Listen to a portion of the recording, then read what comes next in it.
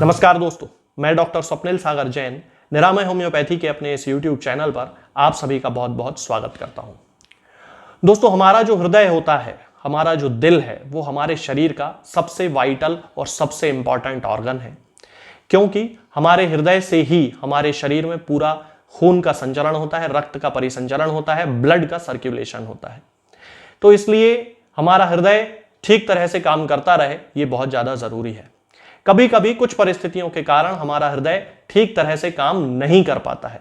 उस कंडीशन में कभी कभी हृदय की गति जो होती है वो तेज हो जाती है, यानी कि हमारी जो पल्स होती है, हमारी जो नाड़ी होती है, वो तेज चलने लगती है।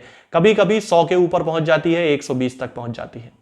और कभी कभी हृदय की गति कम हो जाती है, नाड़ी कम चलती है, पल्स स्लो रहती है, तो कभी कभी ये 60 से नीचे पहुंचने लगती है। तो जब तेज चलती है उस कंडीशन को टैकीकार्डिया कहते हैं, और जब स्लो चलती है तब उस कंडीशन को ब्रैडीकार्डिया कहते हैं। आज इस वीडियो में मैं आपसे बात करने वाला हूं कि हम ब्रैडीकार्डिया को किस तरह से ठीक कर सकते हैं। टैकीकार्डिया के बारे में मैं बात पिछले वीडियोस में कर चुका हूं, और अभी कुछ और वीडियोस हैं जिनमें मैं टैकीकार्डिया के बारे में बात करूंगा। आज मैं आपसे बात करने वाला हूं ब्रैडीकार्डिया के बारे में, यानी कि वो कंडीशन जिसमें व्यक्ति की जो नाड़ी होती है वो स्लो हो जाती है, पल्स जो होती है वो स्लो हो जाती है, हार्ट रेट जो होती है वो स्लो हो जाती है, धीमी पड़ जाती है। और उस कंडीशन में जबकि व्यक्ति की नाड़ी 60 से नीचे पहुंचने लगती है, तब उस कंडीशन को ब्रैडीकार्डिया कहा जाता है। तो ब्रैडीकार्डिया के केसेस को ठीक करने के लिए दोस्तों हम डिजिटैलिस का उपयोग करते हैं होम्योपैथी में। इसका पूरा नाम है डिजिटैलिस परप्यूरिया, सामान्यतः इसे डिजिटैलिस के नाम से ही जाना जाता है। तो आज मैं आपको डिजिटैलिस के बारे में बताऊंगा कि हमें किन परिस्थितियों में, किन लक्षणों में, किन सिम्टम्स में डिजिटैलिस का उपयोग करना चाहिए। सबसे पहला जो लक्षण मैंने अभी आपको बताया कि यदि हार्ट की गति कम हो रही है तो इसका उपयोग किया जाता है। अब एलोपैथी में भी डिजिटैलिस का उपयोग किया जाता है, लेकिन वहां पर इसके जो उपयोग करने का तरीका है वो दूसरा है, और होम्योपैथी में इसको पोटेंटाइज फॉर्म में यूज किया जाता है, यानी कि शक्ति के क्रम में यूज किया जाता है। जैसे 30 potency, 200 potency, 1 M potency, 200 potency, LM potency, इस तरह से यूज किया जाता है। और इसके साथ में इसके मदर टिंचर का भी उपयोग किया जाता है। तो मदर टिंचर भी उतना ही प्रभावकारी होता है, उतना ही लाभकारी होता है जितना कि इसकी पोटेंसी होती है।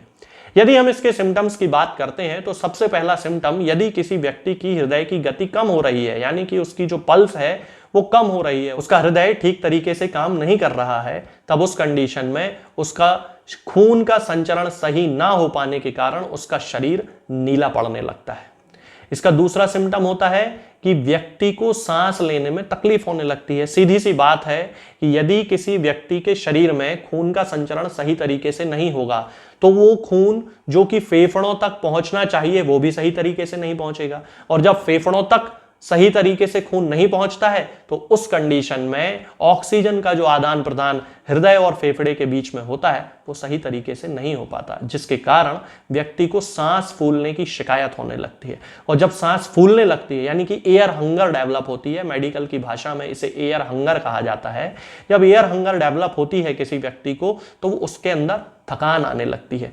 यदि हम प्रैक्टिकली बात करें तो आपने ऐसे बहुत सारे लोग देखे होंगे जिनको कि सामान उठाने के लिए यदि किसी ऊंचाई वाली जगह पे खड़ा होना पड़े, मान लीजिए स्टूल पे खड़े होकर कुछ सामान उठाना है, या फिर उन्हें सीढ़ियां चढ़ के कहीं ऊपर जाना है, या फिर कोई पर्वतारोही है, किसी ऐसी जगह पर उसे काम करना है किसी भी व्यक्ति को जहां की थोड़ा सा एलिवेशन हो, यानी कि सतह से वो जमीन थोड़ी सी ऊंचाई पे हो, तब उस कंडीशन में उसको सांस फूलने की शिकायत होने लगती है, उसका शरीर नीला पड़ने लगता है। यह डिजिटैलिस का कैरेक्टरिस्टिक सिम्टम है। जब उस व्यक्ति की नाड़ी चेक की जाती है, पल्स रेट चेक की जाती है, तो वो 60 से कम मिलती है, यानी कि उस समय वो ब्रैडीकार्डिया से पीड़ित है। अब रोग की प्रथम अवस्था में ही केवल डिजिटैलिस का उपयोग किया जाता है, यानी कि जब व्यक्ति की नाड़ी कम हो तभी उसका उपयोग कर लेना चाहिए। बहुत सारी कंडीशंस ऐसे भी होती हैं जबकि डायस्टोलिक प्रेशर कम हो जाने के बाद भी व्यक्ति की जो पल्स है वो ठीक चलती है।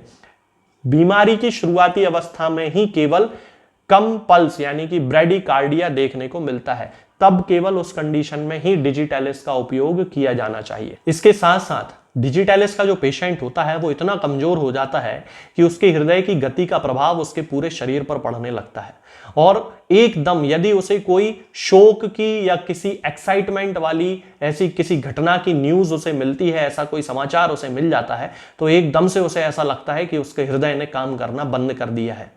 इस कंडीशन में यदि वो बिस्तर पर लेटा है और करवट बदलने की भी कोशिश करता है, तो एकदम से उसे ऐसा लगता है जैसे उसके शरीर में दिल की जो गति है वो बड़ी अनियंत्रित हो चुकी है और दिल सही तरीके से काम नहीं कर रहा है, ऐसा उसे महसूस होता है। तब उस कंडीशन में भी डिजिटैलिस परप्यूरिया का यूज किया जाता है।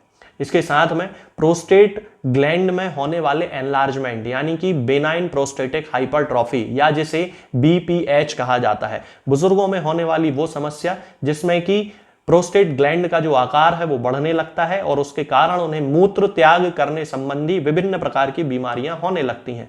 तब उस कंडीशन में यदि किसी पेशेंट को हार्ट की भी प्रॉब्लम है और उसके साथ में उसे प्रोस्टेट की भी प्रॉब्लम है, तो भी हम डिजिटैलिस का उपयोग कर सकते हैं। और यदि हार्ट की प्रॉब्लम नहीं है, केवल प्रोस्टेट संबंधी कोई समस्या ही है, यानी कि प्रोस्टेट में एनलार्जमेंट हो गया है, प्रोस्टेट ग्लैंड बड़ी हो गई है, तब भी उस कंडीशन में हम डिजिटैलिस का उपयोग बड़ी ही आसानी से कर सकते हैं। इसके साथ में दोस्तों डिजिटैलिस पीलिया की भी बहुत अच्छी दवा है। पीलिया यानी कि जॉन्डिस। अब जॉन्डिस होने के दो कारण होते हैं, एक तो लीवर से रिलेटेड होता है और एक हार्ट से रिलेटेड भी होता है।